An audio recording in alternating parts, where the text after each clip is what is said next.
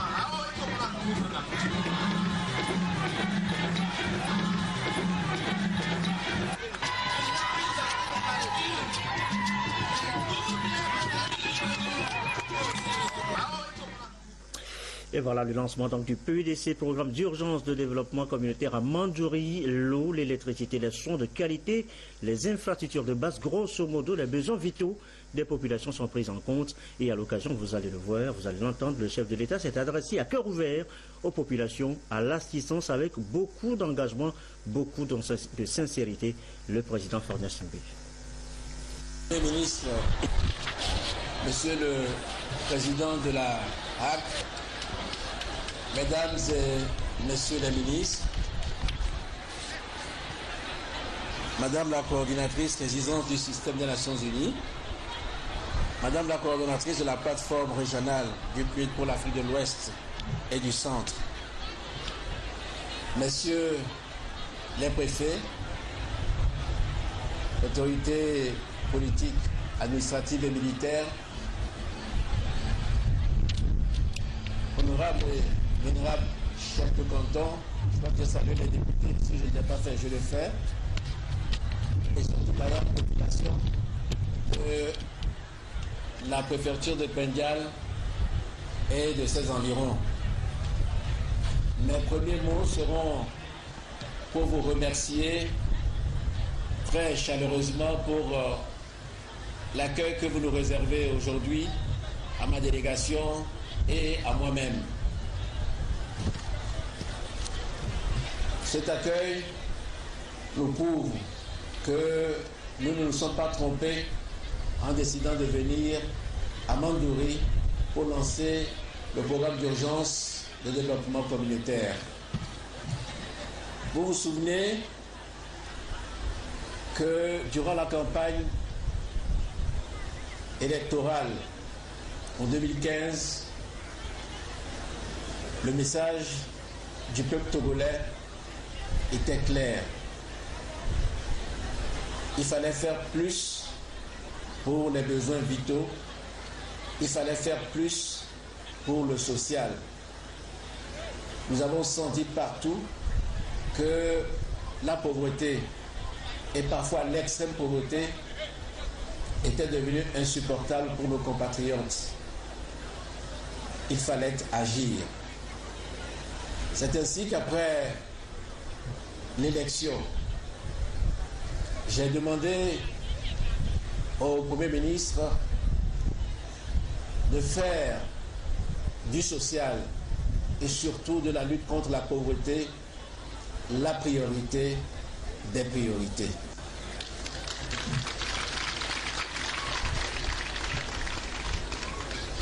Nous avons examiné la situation telle qu'elle était. Pourquoi mettons-nous tant de temps à faire un forage? Pourquoi mettons-nous tant de temps à construire une piste? Pourquoi est-ce que quand un forage est en panne, on met beaucoup de temps à le réparer? Pourquoi est-ce que la croissance que tout le monde reconnaît dans notre pays ne profite pas à toutes les Togolaises et à tous les Togolais? Nous avons mené cette réflexion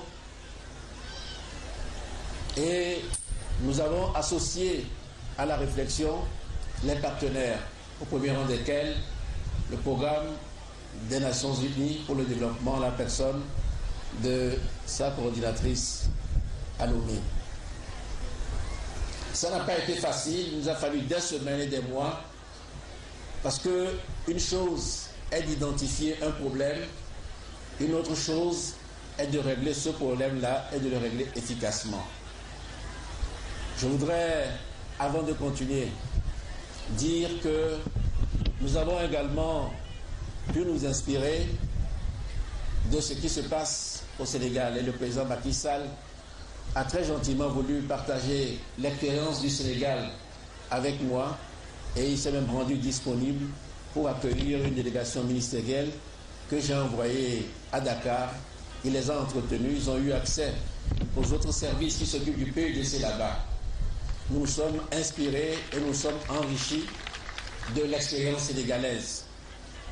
Nous avons bénéficié de l'engagement et de toute l'expérience qu'une organisation comme le PNUD peut avoir. Enfin et surtout le plus important, c'était de venir vers vous, les populations de la base. Partout sur le territoire, les missions sont venues et vous avez pu dire quels étaient vos problèmes. Ils sont nombreux, mais il faut prioriser.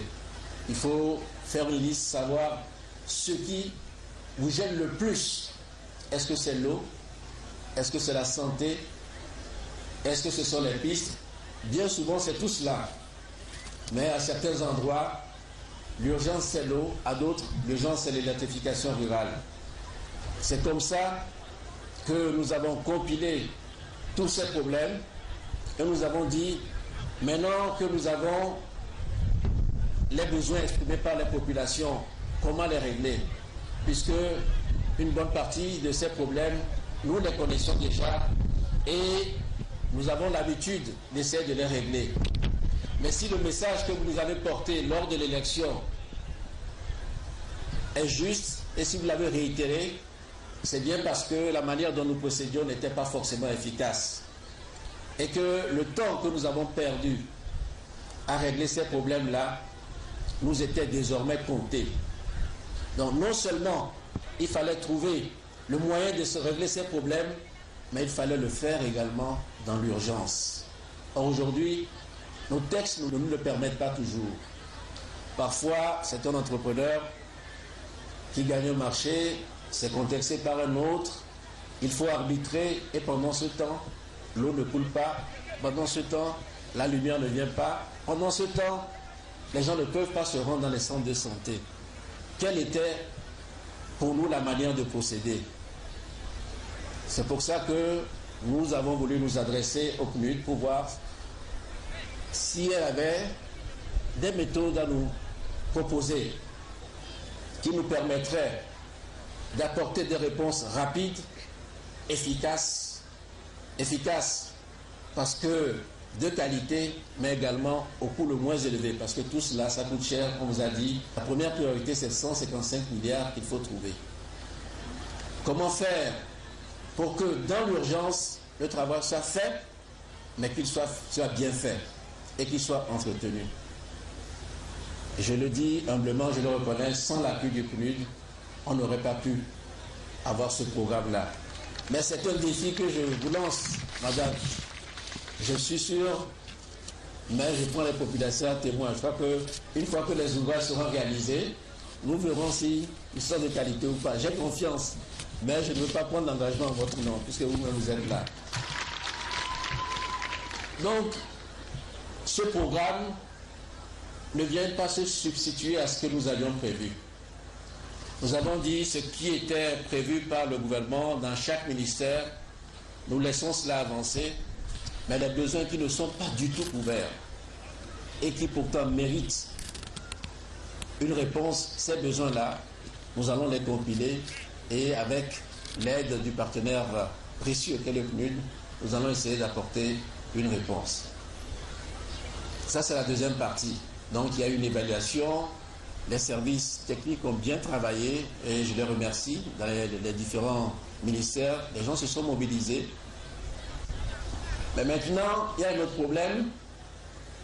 Moi, je peux être à Lomé, je dis que nous avons lancé la route. Et je viens à Kwendial, on me dit, ah, la route s'est arrêtée à Borgou, ou bien elle s'est arrêtée, n'arrive pas à Mandouri. Donc, l'autre défi, c'est comment, puisque moi, quand je viens, je vous dis que la route va être faite. Comment m'assurer que ce que je dis sera fait? Là également, le PNUD va nous aider à concevoir un produit pour le suivi rigoureux des travaux. Quand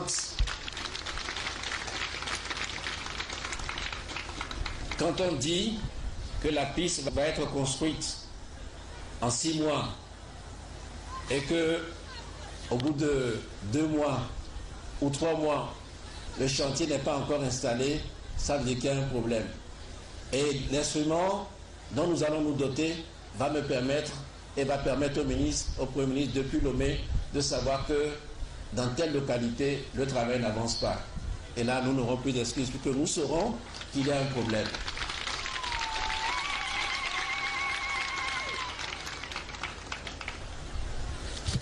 Mais le plus important, c'est votre implication.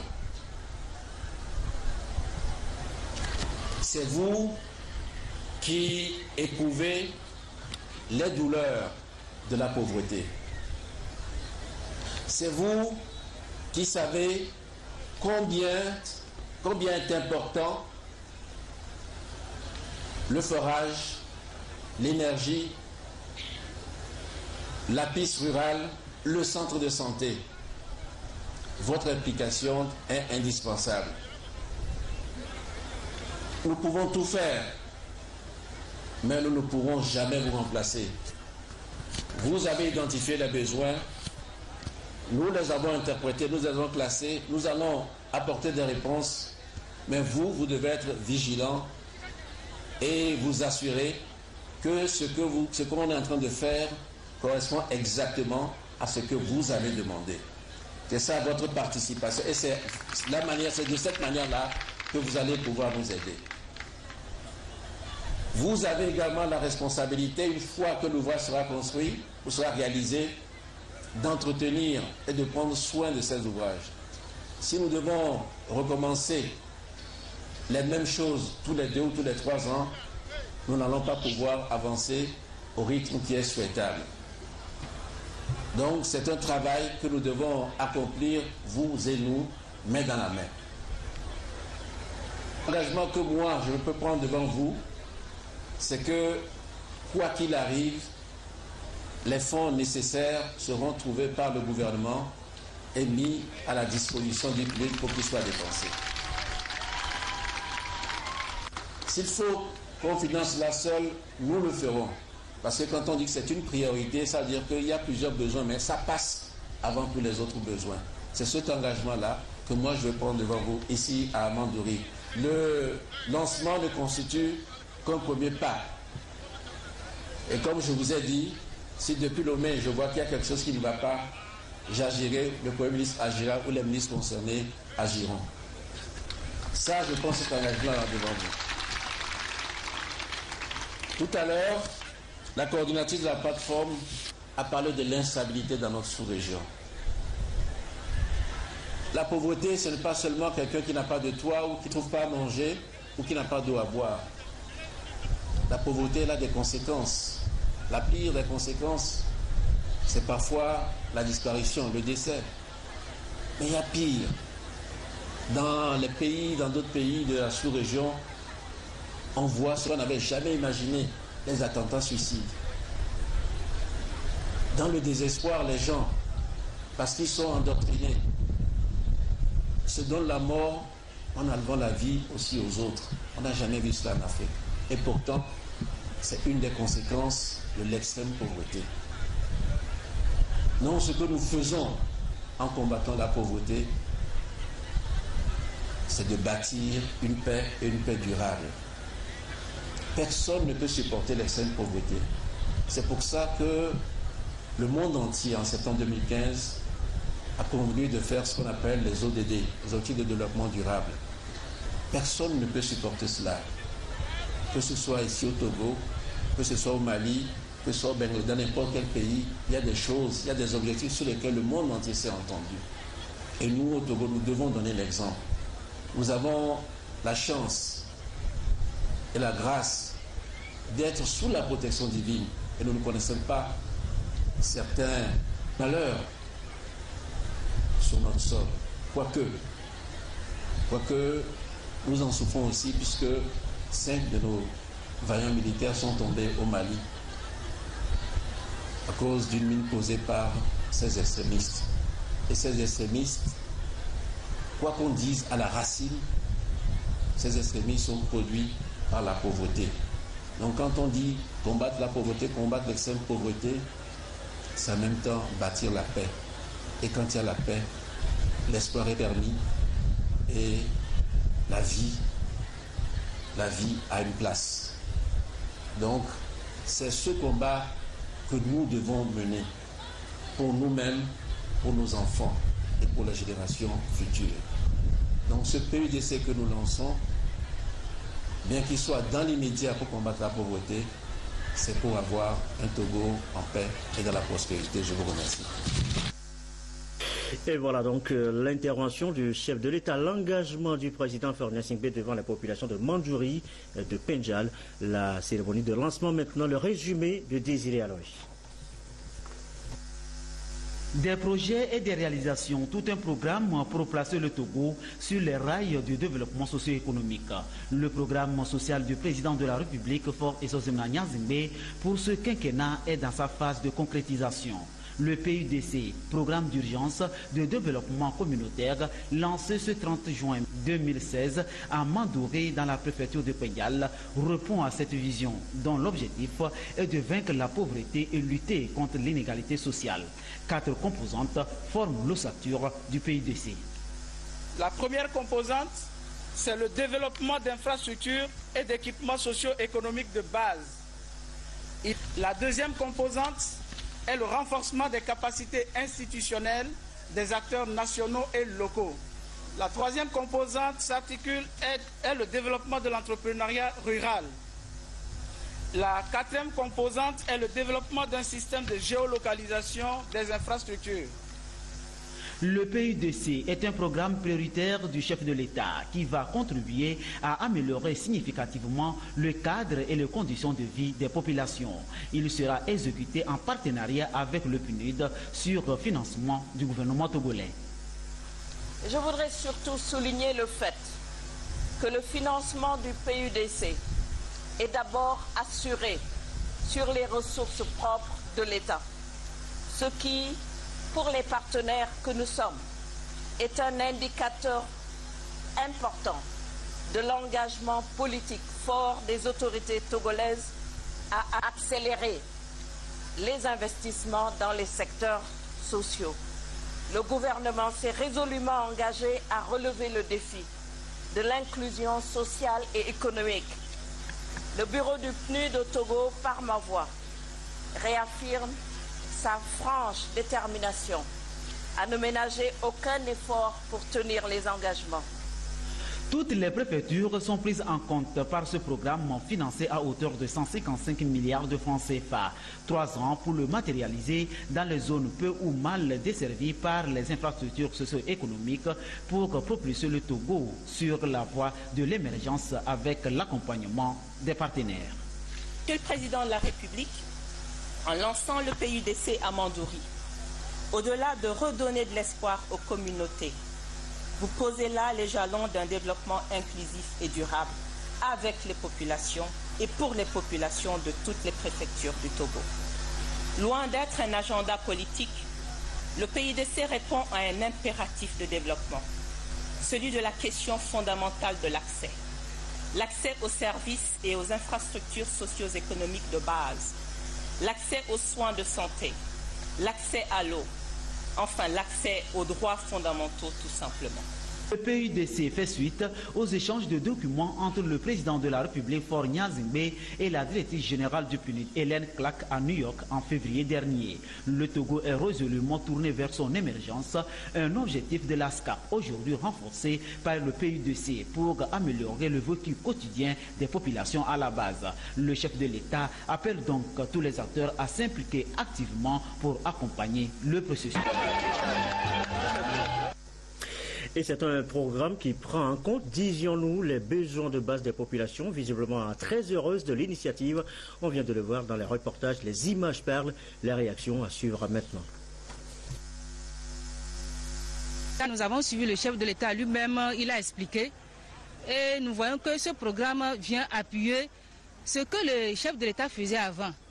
Tout ce qu'il a expliqué comme réalisation de ce projet, ça ne vient qu'appuyer ce qu'il faisait avant. Et donc, ça permettra à nos populations de se développer, de sortir de la pauvreté. Quand on parle de la pauvreté, quand nous prenons par exemple nos régions, la région d'ici, les écoles, les centres de santé surtout. Il y a certaines communautés vraiment, pour avoir accès à un centre de santé, il faut parcourir des kilomètres. Donc, le projet que le chef de l'État vient de lancer ne vient qu'appuyer ce qui existait avant. Il y en avait, ce n'est pas qu'il n'y en avait pas, mais ça vient renforcer ce qui existait avant. Nous allons travailler main dans la main pour que ce projet se réalise. Le chef de l'État a très bien fait de créer le PUDC. On aura surtout de beaux marchés dans lesquels on va vendre nos marchandises et la pluie ne va pas nous déranger. Nous serons bien à l'aise dedans. On va vendre et gagner beaucoup d'argent pour le support de nos enfants. En tant que femme, moi je suis vraiment très contente parce que le lendemain serait très bien pour nous. Les femmes seront à l'aise pour l'épanouissement de nos enfants. Je suis très contente en écoutant le chef de l'État qui est en train de lancer le PUDC. Je souhaiterais que toutes les femmes du Togo fassent tout et tout pour qu'on puisse remercier le chef de l'État. Nous sommes convaincus qu'il sera réalisé dans les meilleures conditions. Bien au-delà de nos espérances, on ne s'attendait pas à cette manne qui nous tombe du ciel. Et effectivement, avant que ce projet ne démarre, il y a eu d'abord une étude qui a été faite sur le terrain. Ici, nous avons exprimé des besoins en eau. Notre première priorité, c'est l'eau. Et voilà donc les réactions recueillies après donc le lancement de ce programme PUDC par le chef de l'État, réaction recueillie par Désiré Aloy. Et pour être tout à fait complet sur le lancement du PUDC, vous suivrez ce soir une émission spéciale consacrée justement au sujet. Ce sera au cœur de la nation à partir de 21h avec Anita Ati-Gakou. L'actualité, c'est aussi l'entretien ce matin à la présidence de la République entre le président Faure Gnassingbé et le ministre Gilbert Moko Koki, ministre congolais des Transports, de l'Aviation civile et de la marine marchande. Il a transmis un message écrit de son président Denis Sassou Nguesso à son homologue togolais. Vous voyez là les images donc, de cette audience. L'émissaire congolais n'a fait aucune déclaration à la presse à sa sortie d'audience. Pas de déclaration non plus ici à l'Assemblée nationale où le président Dramani a reçu de son côté une délégation du cabinet DS Avocat. C'est une entreprise franco-canadienne. Je vous le disais, on n'en sait pas plus sur la teneur des échanges. Là aussi, vous voyez là les images. Et des échanges, il y en a eu hier également à Radisson Blu, 2 février, lors de la célébration anticipée à Lomé du 240e anniversaire de l'indépendance des États-Unis, des échanges surtout d'amabilité entre les États-Unis et le Togo, le récit de Tchassimna Mbaga.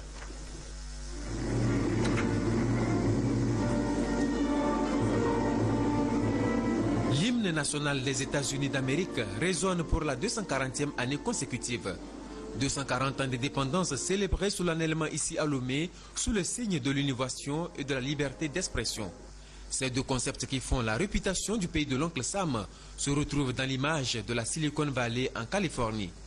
Ce centre de référence mondial est à l'origine de nombreuses innovations technologiques dont les ordinateurs portables, l'Internet, Google, iPhone et Facebook. Le diplomate américain pense que le Togo engagé dans un audacieux processus de réforme positive peut s'inspirer de cet exemple de réussite pour moderniser son économie et réussir son émergence. Il a indiqué que son pays reconnaît les efforts du Togo et l'encourage fortement. Les États-Unis ont récemment reconnu les progrès du Togo en termes de réformes politiques et économiques à travers sa sélection au programme de seuil du Millennium Challenge. Nous encourageons le Togo à poursuivre ces réformes en vue d'être qualifié pour le programme Compact du Millennium Challenge et créer des conditions qui vont attirer les investisseurs et les opportunités d'emploi. Pour atteindre cet objectif, le Togo devrait renforcer l'état de droit, accroître la transparence et élargir la participation démocratique en vue de donner une voix à tous les citoyens. Les États-Unis encouragent un processus transparent et inclusif qui conduira aux élections locales dans un avenir très proche. Nous nous tenons prêts pour faciliter le dialogue sur les réformes constitutionnelles et institutionnelles. La démocratie, la liberté d'expression, tout comme l'innovation est une quête perpétuelle. Et chaque jour, le Togo pose de nouveaux pas pour faire de ces valeurs véritables facteurs de développement, des réalités pour le bien-être des populations. La commémoration de cet anniversaire d'indépendance m'offre l'occasion de saluer l'engagement des principaux acteurs de la scène politique togolaise ici présents et les partenaires du Togo dans la promotion de la démocratie qui permettra à notre pays de faire de nouveaux pas vers la culture démocratique et la promotion des libertés fondamentales. La marche vers cette ambition interpelle chaque Togolaise et chaque Togolais sur le rôle qu'il doit y jouer. Je voudrais, Monsieur l'ambassadeur, vous remercier pour l'intérêt que vous portez à l'endroit de la jeunesse togolaise. Je tiens à vous rassurer que le gouvernement est favorable à toute initiative susceptible de booster les talents et de favoriser l'épanouissement de tous. Nous sommes conscients que nous sommes en retard, mais ce retard, soyez rassurés, n'est pas seulement le signe d'une saine prudence, mais une détermination à rentrer dans l'innovation. Je voudrais ici, Monsieur l'ambassadeur, au nom du gouvernement et du peuple togolais, souhaiter une bonne fête à tout le peuple américain et vous prier de transmettre les vœux de santé et de bonheur du président de la République, le président Faure Essaozi-Nyasimbe, à son homologue, le président Barack Obama.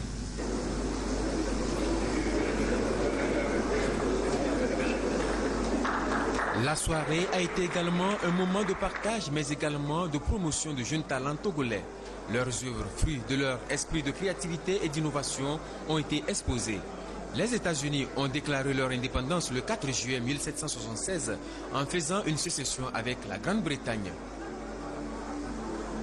Il est 20h29 et vous savez que nous sommes dans le mois de Carême pour les fidèles de Mahomet, le mois de jeûne rompu chaque soir.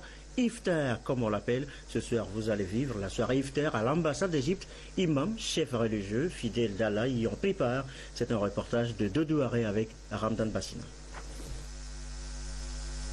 C'est la première édition, Table de la Miséricorde égypto-togolaise. Il est un jour de partage à l'ambassade de l'Égypte au Togo. Imam, chef religieux et fidèles musulmans, tous dans un élan de convivialité autour de l'ambassadeur Chérif Karim pour célébrer le Iftar collectif, entendez rupture collective du jeûne. Une tradition égyptienne qui réunit les musulmans de tous bords autour d'une table en ce mois béni de Ramadan. L'événement est organisé en collaboration avec la Fondation Abdou Assouma pour la charité afin de renforcer les liens de coopération et d'amitié entre l'Égypte et le Togo. C'est une tradition en Égypte, une tradition pendant le mois de Ramadan, pendant les 30 jours de Ramadan, que les gens avec les moyens aident les gens qui n'avaient pas les moyens. Et c'est l'esprit de Ramadan, le partage, la coopération et tout ça. Et ça tombe aussi avec, c'est-à-dire la façon de travail que nous avons commencé entre l'Égypte et le Togo après la visite de son Excellence Monsieur le Président au Caire pour lancer la coopération officielle entre les deux pays.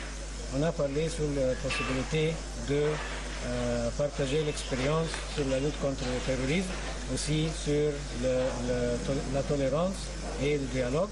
Et le thème s'y prête bien, ensemble contre le terrorisme et pour la vraie image de l'islam.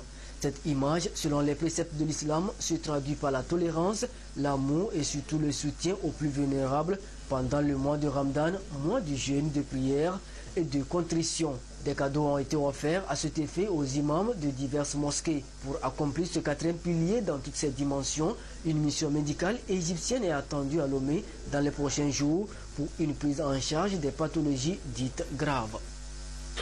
Et dans le reste de l'actualité, la campagne Miaouezon, bonne arrivée, c'est la 5e édition pour souhaiter dès l'aéroport d'agréables vacances aux Togolais de l'extérieur, les volontaires internationaux qui arrivent chez nous au Togo, dans notre beau pays.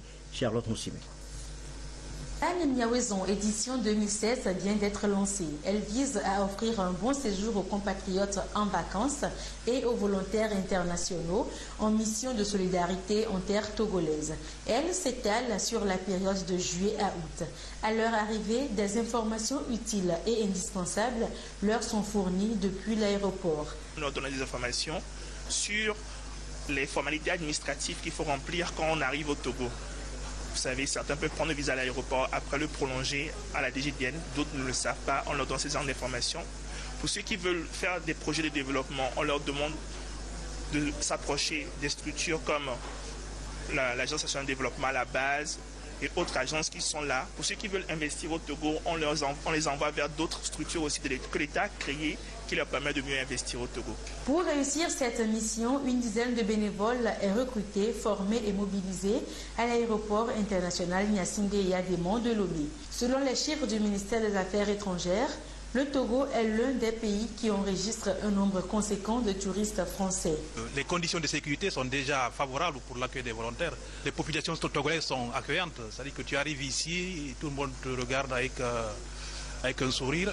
Les gens n'attendent pas que l'État leur donne des possibilités. Chacun se lève, crée une association et participe à la fois au développement de son pays et participe à son propre développement. La campagne Miaouezon est ouverte à tout le monde. Et pour cette 5e édition, elle sera couplée de 2 événements. Le forum socio-économique de la diaspora et une formation à l'endroit de tous les volontaires internationaux qui veulent ouvrir des chantiers humanitaires au Togo. Plus de 2 millions de Togolais résident à l'étranger et la diaspora contribue à environ 10% au PIB.